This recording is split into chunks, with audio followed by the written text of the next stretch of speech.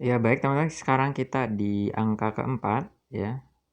Kita pilih dari bab Kingdom Animalia, ini soal seleksi masuk unsur tahun 2010. Pertanyaannya tentang sebab akibat ya. Pemisahan mamalia dan reptil didasarkan pada ada tidaknya amnion. Sebabnya mamalia memiliki amnion sementara reptil tidak. Maka kata kuncinya adalah amnion ya. Amnion ini apa ya? Kemudian nanti kita lihat apakah amnion itu ada pada mamalia atau tidak, termasuk pada reptil gitu ya. Maka pembahasannya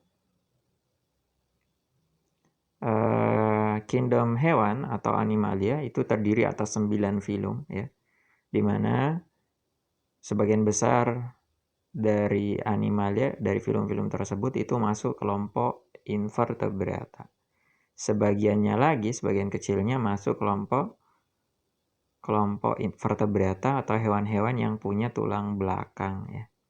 Nah, hewan vertebrata, hewan yang punya tulang belakang lebih jauh dibagi menjadi dua berdasarkan ada tidaknya rahang ya. Yang pertama ada kata agnata. Agnata itu dari kata tidak, nata itu artinya rahang. Maka ini adalah kelompok vertebrata yang nggak punya rahang, teman-teman. Nggak ada rahangnya. Yang nggak bisa ngunyah.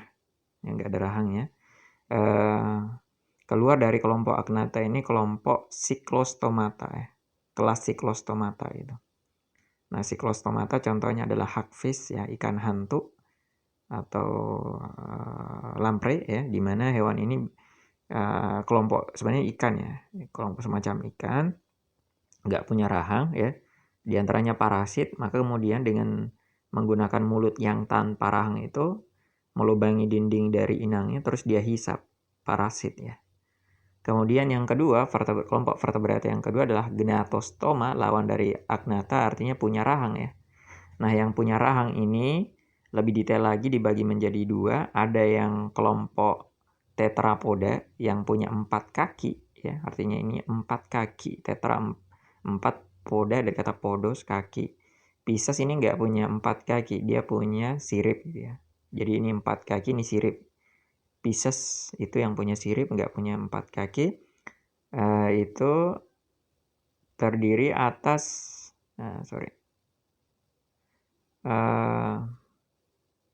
terdiri atas 2 kelas ya, Chondrites dan Osteties di sini. Chondrites itu adalah ikan bertulang rawan ya. Contoh yang paling sering keluar itu ikan pari sama hiu. Dan yang kedua Osteties, yaitu ikan bertulang keras. Hafalannya apa? Selain pari dan hiu ya. Maka semua ikan selain pari dan hiu secara umum itu masuk Osteties atau ikan bertulang keras. Yang tetrapoda secara umum dibagi lebih jauh menjadi 2 ya, berdasarkan ada tidaknya amnion. Maka kelompok hewan amniota punya membran amnion, yang anamniota secara umum nggak punya artinya. Yang amniota itu dia bertelurnya di darat, anamniota bertelurnya di air. Maka yang amniota itu mencakup reptil, aves, dan mamalia gitu. Maka termasuk reptil, aves, dan mamalia. Sementara yang amniota itu mencakup amfibi gitu ya. Maka pada dasarnya ya teman-teman, kata kunci anamniota ini adalah semua hewan selain amniota. Ya, anamniota itu hewan yang nggak punya amnion selain reptil, aves, dan mamalia. Maka termasuk sebenarnya adalah amfibi, Chondrites, Osteties, dan Cyclostomata. Maka hewan yang nggak punya amnion itu mencakup amfibi dan 3 kelompok ikan ya. Ikan tidak berahang, Cyclostomata, ikan bertulang rawan, Chondrites, dan ikan bertulang keras, Osteties. Itu hewan yang nggak punya amnion. Yang punya amnion artinya ada 3 ya. Reptil, aves, mamalia. Ya diingat-ingat. Yang nggak punya amnion ada 4 ya. Amfibi, ikan bertulang rawan, ikan bertulang keras, dan ikan tidak berahang. Kemudian lebih jauh dikit tentang amnion itu apa sih teman-teman? Jadi diingat-ingat tadi amnion adanya pada reptil, bagian dari telur reptil, kemudian aves dan pada kelompok mamalia ya. Maka teman-teman bisa lihat di situ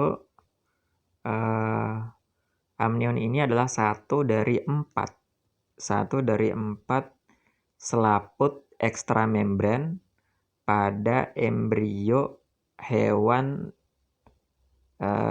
vertebrata tentunya yang termasuk kelompok amniota ya, reptil, aves sama mamalia. Maka selain amnion ada juga selaput yang lain, ada namanya chorion, selaput paling luar chorion, kemudian namanya allantois ya. Kemudian ada amnion, baru ada namanya kantung kuning telur atau iosac gitu. Maka di sini yang paling luar namanya chorion ya. Ini chorion nih, bisa teman-teman lihat, berperan sebagai tempat pertukaran gas antara embrio dengan udara. Maka teman-teman bisa lihat ya, setelah cangkang dari telur ini, telur reptil, telur burung, telur ular, dan yang lain, di dalamnya ada rongga mungkin nih, ada rongga.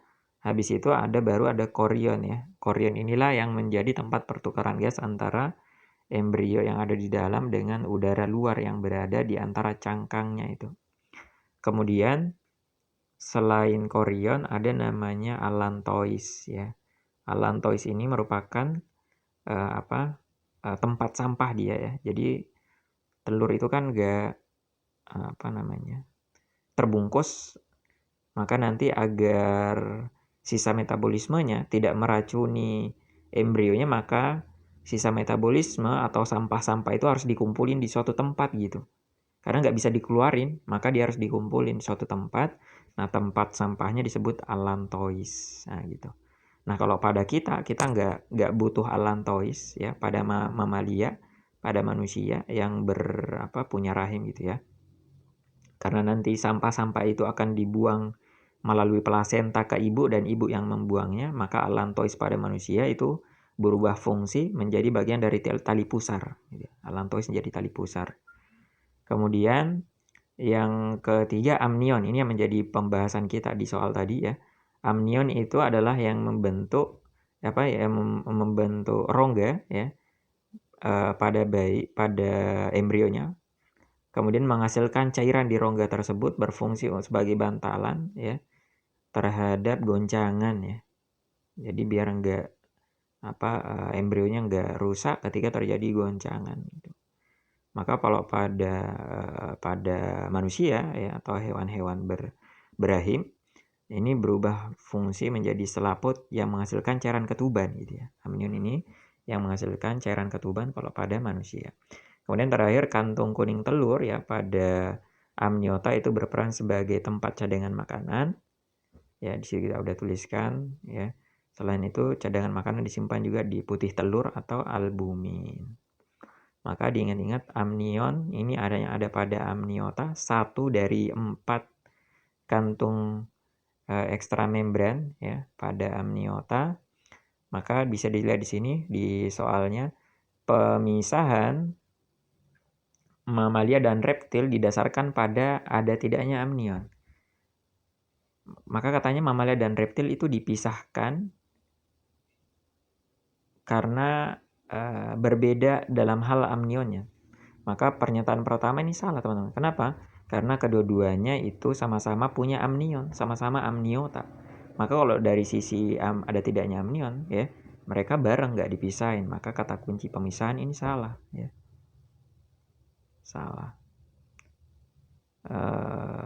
Yang membedakan mereka ya mungkin diantaranya adalah tentang ada tidaknya kelenjar susu atau kelenjar mamai. Kalau mamalia punya kelenjar susu, reptil nggak punya kelenjar mamai gitu.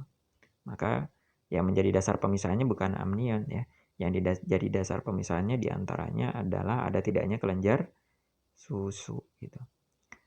Yang sebabnya mamalia memiliki amnion sedangkan reptil tidak. Maka jelas yang pernyataan kedua juga salah.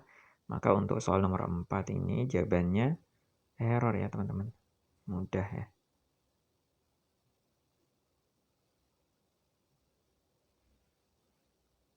Ya saya kira itu aja ya untuk pertemuan hari ini.